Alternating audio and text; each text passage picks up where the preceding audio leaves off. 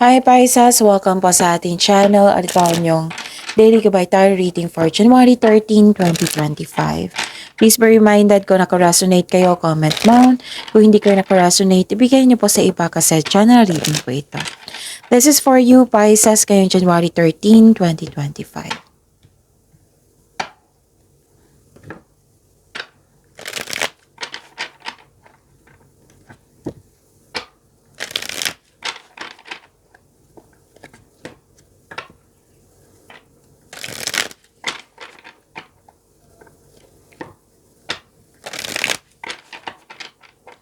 Para po ito sa inyo Pisces ngayong January 13, 2025. Maraming salamat po sa inyong patuloy na suporta at maraming salamat din po sa mga hindi nag-skip ng ads. Gamitin ang reading na ito bilang gabay lamang. Sa mga hindi po nag-subscribe, subscribe na po kayo at click bell notification para malaman nyo na may bago tayong video. Para sa mga gustong magpa-reading po, may lumabas dyan sa screen nyo ngayon. Panoorin nyo po at sundin ang instruction. Calling the attention sa mga suki ko dito na Pisces, open na po yung monthly gabay tarot reading for January 2025. May 6 months from now reading tayo at love life reading po. So message me Pisces for schedule. Maraming salamat po. Spirits Guide, mga ganap pa para kay Pisces ngayong January 13, 2025. I need 3 cards po.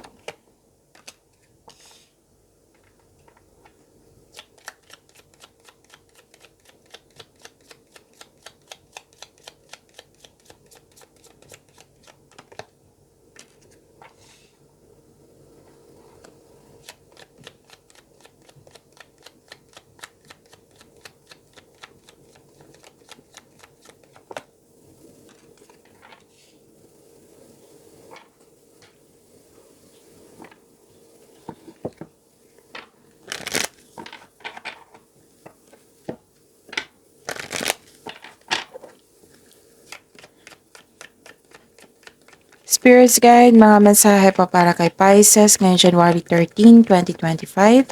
I need 2 cards po.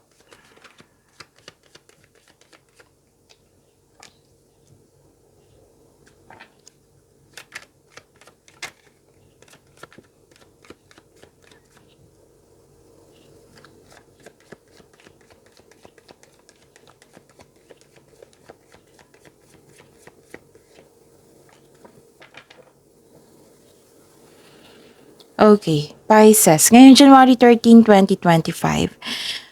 May nakita ko ditong new beginning po. Pwedeng kakasimula mo lang sa relasyon, sa connection sa isang tao, kakasimula lang sa trabaho. Pwede. Pwede din na-hired kayo kahit walang experience. Nakita ko rin dito na may naghihingi ng time sa iyo. Oo, na isang bata. Pwede din inner child mo ito. So, bigyan ng oras po. Pwede din may concern kayo sa immature na tao. At mag-ingat po ha, kasi may nakita ko dito nag-o-observe sa'yo, nag-spy sa'yo, na may gustong kunin sa'yo. Mahilig po siyang magmanipula or overreactive, ganun. Over mag-react, okay? So kung gusto niyo malaman kung sino po ito, then yung pag-uugali niya, mahilig magmanipula. Okay? At saka kung gusto niyo talaga malaman kung para sigurado, i-ask niyo po yung intuition niyo kung sino po ito. Okay? Kung hindi nyo alam kung paano mag-connect sa inyong intuition, i-search nyo po sa Google on how to connect to your intuition kasi maraming pong paraan yan. Okay?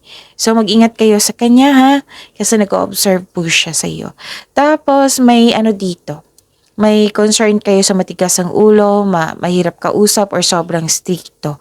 At may nakita ko ditong hardship. Pero tinulungan mo yung sarili mo, Pisces, na magkaroon ng letting go at magkaroon ng transformation. This is ending with the beginning po. May natapos, pwedeng end of contract or tumiwalag ka sa isang tao, sa grupo ng tao.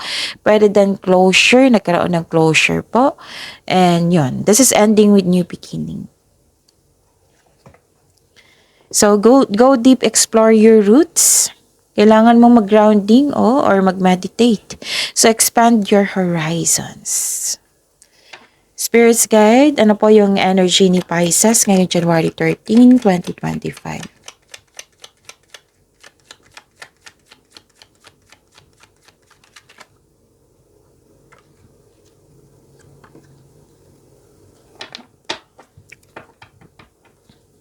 The clarification of this card po.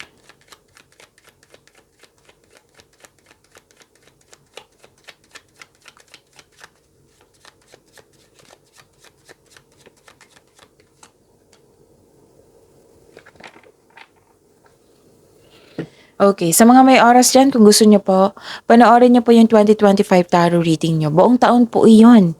Bawat buwan may love reading, career and money reading. So, uploaded noong December 16, 2024. Hanapin nyo po sa channel natin, scroll down nyo lang po. Meron din kayong 3 video tungkol sa inyong January 2025. Again, visit our channel, scroll down nyo lang po. Hanapin nyo po, sa panoorin nyo po kung gusto nyo po. Okay? Kung may narinig kayo or may nakita kayong repeating message, meaning to say, pinupush ng cards nyo yan, kasi ang ilan sa inyo hindi pa binigyan ng atensyon. Na kung maaari din po, bigyan nyo po ng solusyon at aksyon. Remember, Pisces, at the end of the day, alam mo na ikaw lang taong may kakayahan at responsable na gumawa ng sarili mong katotohanan at kinabukasan. So, ano yung energy ni Pisces?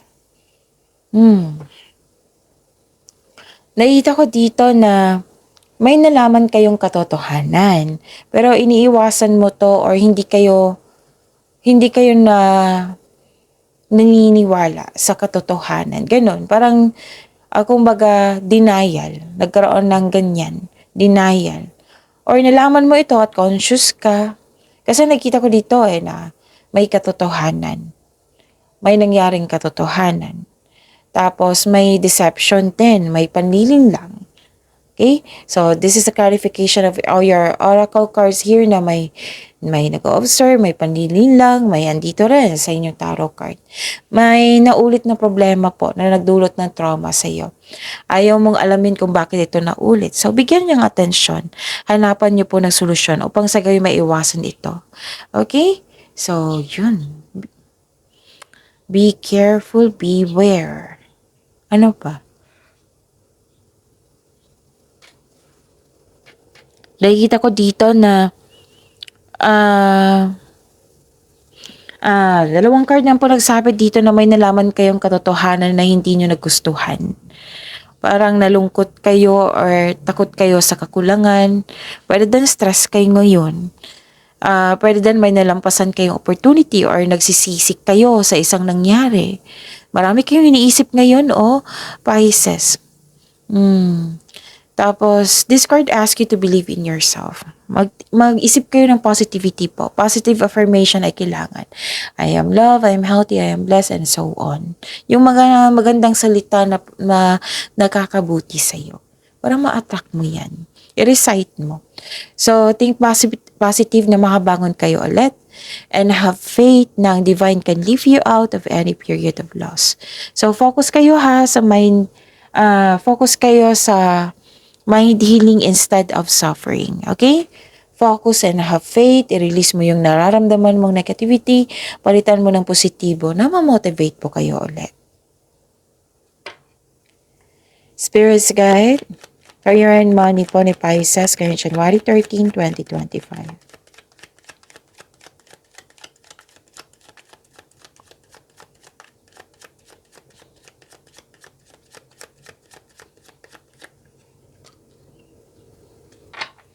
And the clarification of this card po.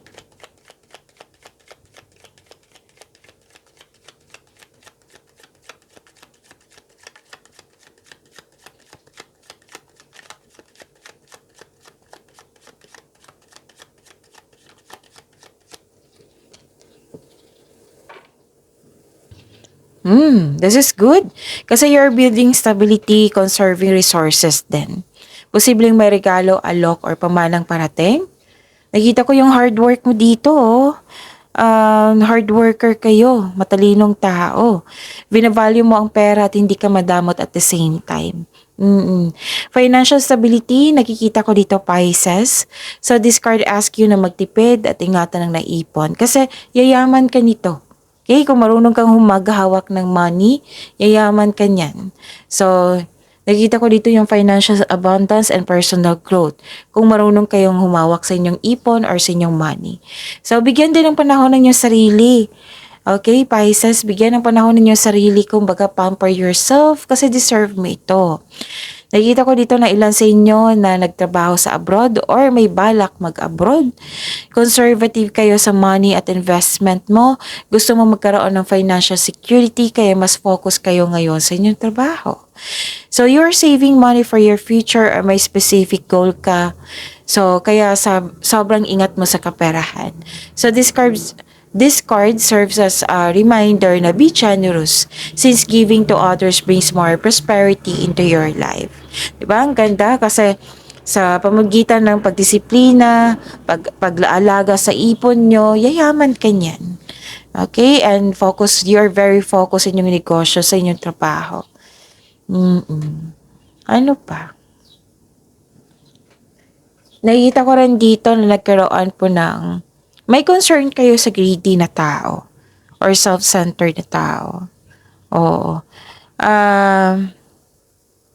Yung hindi marunong humawak ng pera. Yan yung concern mo. Naisip-isip mo siya ngayon. Pwede din may concern sa hindi nag-iingat ng pera. Okay? So, okay. May nakita ko dito, pay attention ha, okay? Kasi may sabi ang card nyo dito, loss of money. Pwede din, loss of money, pwede yung nawala, kinuha, na-damage, or nagkasta. So, baka mapagkasta kayo ng malaki ngayon, so beware. Kasi ang sabi ng card dito, pag-iingat sa kaperahan. Okay? Mag-ingat kayo sa kaperahan. Pwede din na may kinuha yung pera mo. So, check nyo yung money nyo ngayon. Mag-ingat. Okay? Pwede din may ano kayo dito. May iniisip kayo na isang tao na sobra sa panahon sa pera. Oo. Yan yung concern. Spirits guide.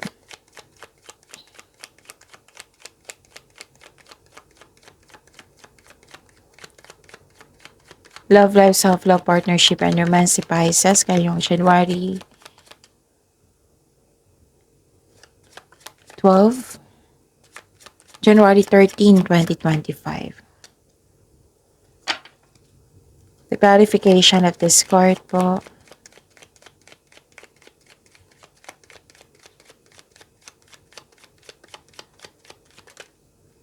Kunin ko to ha.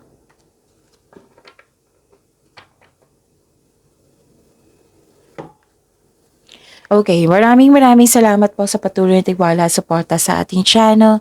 At maraming salamat din po sa mga hindi nag-skip ng ads. Okay, parang napuno ka na dito. Parang may sumusobra na, tama na to, bibigyan ko na ng solusyon. May burden ako nakikita dito, may dinadala kang mabigat na bagay. Pero malalampasan mo rin ito ha. Okay, this is only temporary, basta just keep on going. Nakikita ko dito masyado kang busy sa pag-aaral or sa trabaho, sa negosyo. Wala ka ng time para makilala yung bagong tao. So, sabi ng card dito, maglaan ng maraming oras para sa pag-iibigan. Kahit sa sa mga marelasyon at sa buhay mag-asawa. Maglaan ng mga maraming oras para sa pag-iibigan. So, nakita ko dito yung rason sa inyong business, okay? So, busy kayo kasi breadwinner kayo. Oo, ang ilan sa inyo breadwinner kayo na ubusan ng time para sa inyong partner, para sa family, or para kilalanin ng bagong tao sa buhay. So, may concern din dito sa buhay mag-asawa sa mga relasyon na isa sa inyo nagbibigay ng pressure, relying on you for emotional and financial support. Yan yung concern. Okay? Ano pa? Nakita ko dito na nagkaroon po ng, okay, sa mga single po, you've met someone exciting through friends or sa mga activities. Okay, sa mga marelasyon sa buhay mag-asawa, this is a tough time. What I meant is, this is a time na magkaroon kayo ng travel plans or meeting someone special while on vacation. Sa mga may relasyon sa buhay mag-asawa, magkakaroon kayo ng gathering with friends or magpa-participate kayo sa isang group of activity or may ganap na birthday. Okay? So, may celebration kasi ako nakikita dito. Okay? May nakita kong bunga na yung pagsisikap, ngunit maging mapagmasid. May plano dito eh. So, this is a time na gawin mo na ngayon.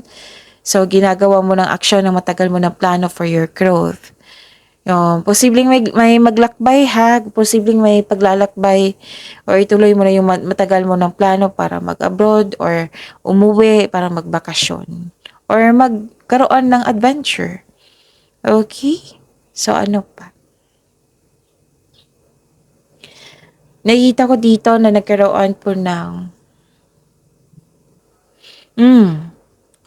dalawang card na po nagsabi dito ha na burnout kayo nang dahil sa isang sitwasyon or sa isang tao na yung sobra na. Ang dalawang card na ha, pinupush ng cards niya. Pwede na naalala niyo yan or pwedeng nangyari na ito ngayon. So, parang nawalan ka ng gana sa kanya, sa sitwasyon niyo ngayon, nawalan ng gana. Nakita ko dito, pagod. So, pahinga po. Kailangan ng pahinga dito. The other day pa to na kailangan niyo magpahinga. Diba kahapon nagpahinga kayo? So, kung hindi ako nagkakamali ha. So, yun, para magkaroon ng pahinga, para sa pagbalik nyo, re-energize na kayo na may energy na kayo na makagawa ng solusyon. Oo. So, gawa po daw kayo ng solusyon. Parang na-disappoint kayo sa isang tao dito, no, na parang nawalan ka ng gana sa kanya na hindi ka gumagawa ng solusyon. Parang hinayaan mo na lang. Ganun. Or may concern dito sa hindi nagbigay ng halaga. Ginawa ko na lahat para sa kanya. Pero naging abuso siya sa akin. Ganun. So, nakaramdam ka ng abuse or sumusobra na yung tao. Na ginawa mo yung kabutihan sa lahat. Tapos, ikaw pa ang napasama. Ganun. May ganyan na iniisip mo ngayon. Tapos, ano pa? Ma-overcome nyo to? Ma-overcome nyo to? Nakikita ko ditong overcoming obstacles. This is self-assurance. You have inner power. Resilience po. Nakikita ko dito. Para sa mga single, have a confidence at labas kayo ha. Kasi ilang beses lumabas dito na mag-give time kayo for socialization. Or give time kayo, mag-spend time kayo sa inyong friends. Okay? So, para may chance to meet new people. Para sa mga relasyon sa buhay mag-asawa, share your opinion o problema sa inyong partner. Para alam din niya nasasaktan ka na or hindi siya nagkaroon ng time sa iyo. Kasi minsan may tao talagang hindi sensitive or palagay na sa relasyon without knowing na nasaktan na ang partner nila. Okay? So, communication is the key nito. Ma-overcome nyo rin yan. Kung ano yung mga problema nyo dito, ma-overcome nyo po yan. Kitang-kita ko po dito. Okay? Ano pa? Nakikita ko rin dito na nagkaroon po ng sa mga may relasyon, na parang may hinihintay kayo na ma-establish yung feelings. Kung naging wiser kasi kayo dito, nagkaroon ng sense of stability. Magpapakasal ako basta may ipon na ako, nakabili na ako ng bahay lupa, nagkaroon na kami ng negosyo, magpapakasal ako para kailangan before ako magpakasal may ipon na ako. Yung achievement, oo, sense of stability, nakikita ko dito. Kahit sa mga buhay mag-asawa, sense of stability pa rin. Sige, bago tayo, like for example example lang po to, bago kami bumukod, mag-iipon kami, sobrang higpit kayo sa santuron kasi para makabili na kayo ng lupa at bahay. Example po iyan. Basta may sense of stability dito na naging responsible kayo sa inyong responsibilities. Sa mga single po, hinahanda mo yung sarili nyo.